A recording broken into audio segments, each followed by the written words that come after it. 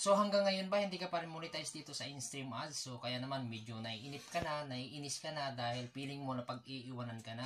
So kaya naman guys, no? So bibigyan kita ng tips. So panoorin mo to ha, simulan mo hanggang sa dulo para at least magkaroon ka ng idea kung paano mo ma-hit yung criteria for monetization dito sa in-stream ads. So tara, pag-usapan natin 'yan. Minsan po kasi guys kapag minamadali po natin yung mga bagay-bagay, mas lalo pong tumatagal. So make sure guys na nag-upload ka kasi every time na nag-upload ka, hindi naman natin alam kung talagang alin sa mga video na ginawa mo yung magti-trending or yung magpa-viral. So kagaya ko guys, so dati naghahangad lang din naman ako na ma-monetize dito sa in-stream ads. So hindi ko rin alam guys no kung paano ko siya ma-hit yung requirements no, kung paano ko ma-unlock yung aking in-stream ad. So ginawa ko guys, so nag-upload lang ako no. So until such time, nagulat na lang ako na meron akong isang video na nag-trending, nag-viral no. So umabot siya ng 1,000 ng views. So doon ako guys na monetize sa in-stream ads. So kaya naman guys, kung ikaw ay nahihirapan, feeling mo ay hindi mo na alam kung may hit mo ba yung monetization, so tuloy-tuloy lang guys no. So kagaya ko nga guys, so ito nga yung sinasabi ko sa inyo.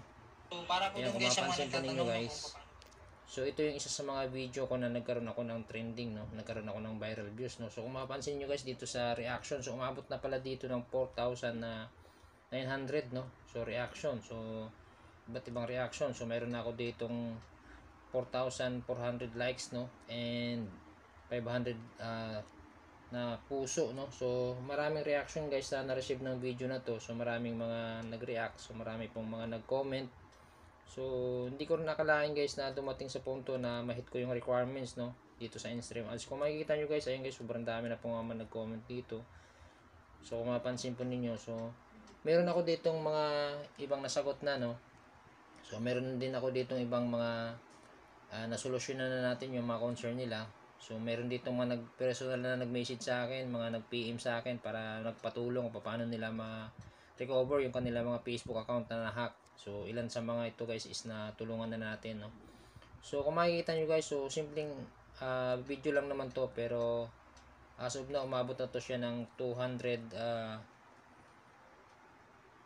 views no. So parang mapalo na siya ng 210,000 views. So kung makikita nyo, meron siyang 1,100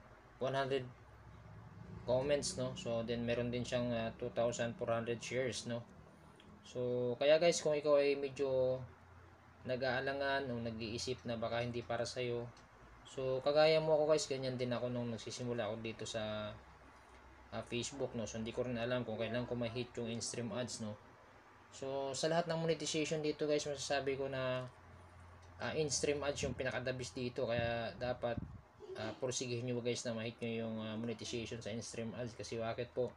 Dito po ang pinakamalaking kitaan dito sa in-stream ads. So every time ka lang mag-upload ng mga engaging content, dapat mga searchable no. Dapat mga video na nagbibigay ka ng value doon sa inyong mga viewers. Kasi bakit po? Once na nakapagbigay po tayo ng value sa ating mga viewers, so that's the time na mag-grow po yung account natin. Bakit po?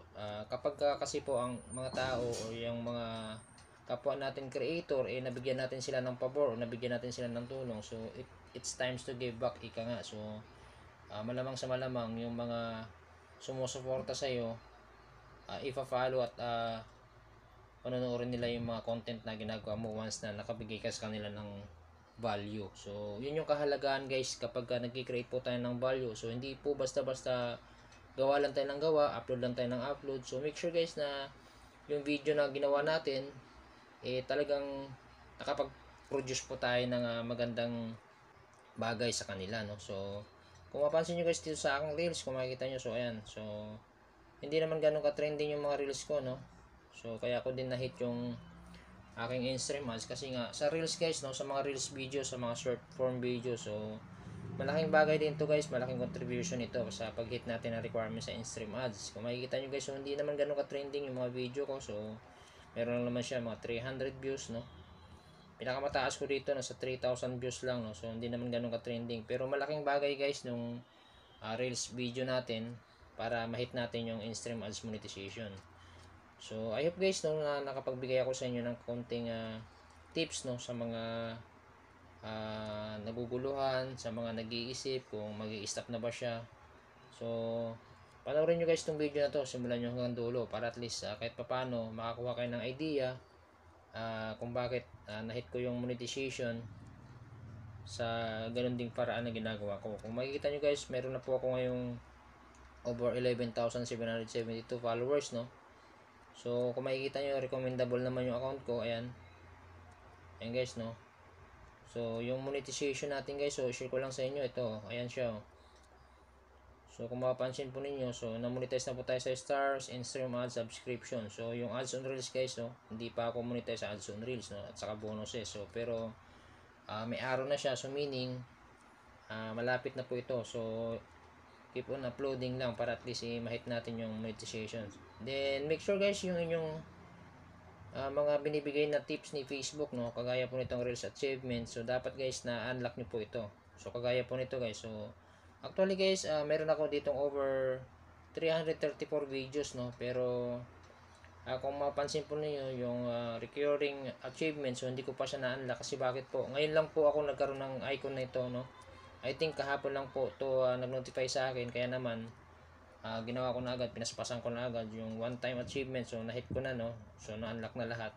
Nakakulay red na lahat. Then ito guys yung 1,000 plays, ting 2,000 plays, yung 3,000 plays. So every time na mag-upload po kayo ng reels video, so dito po kayo dadaan para at least madadaanan nyo po yung 1,000k, yung 2,000k, yung 3,000k.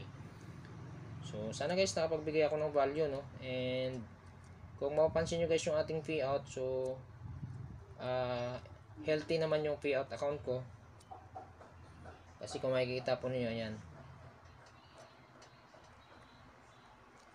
Yan, share ko sa inyo guys para at least magkaroon po kayo ng idea. So ito yung aking payout account. Kung makikita po ninyo. So sobrang healthy naman siya kasi bakit po? Naka-verified naman po lahat. O, ayan kung makikita po ninyo guys. Yung tax information ko naka-verified po yan. Kaya matik po yan once na na-hit ko yung income na which is $25. So papasok na po yun sa account ko. Then kung makikita nyo guys yung ating monetization, so wala naman po tayong violation. Kung makikita po ninyo, ayan, so kulay green naman po lahat, no. So kulay green po yung ating in-stream ads, subscription, branded content, then yung stars. So ayun guys, no, sana nakapagbigay ako ng value sa inyo guys. So sana nakatulong sa inyo video na to. At kung oo, huwag guys kalimutan mag-like and share. At i-follow nyo po ako guys para ma-update ko po kayo sa mga next tutorial natin sa Facebook Reels.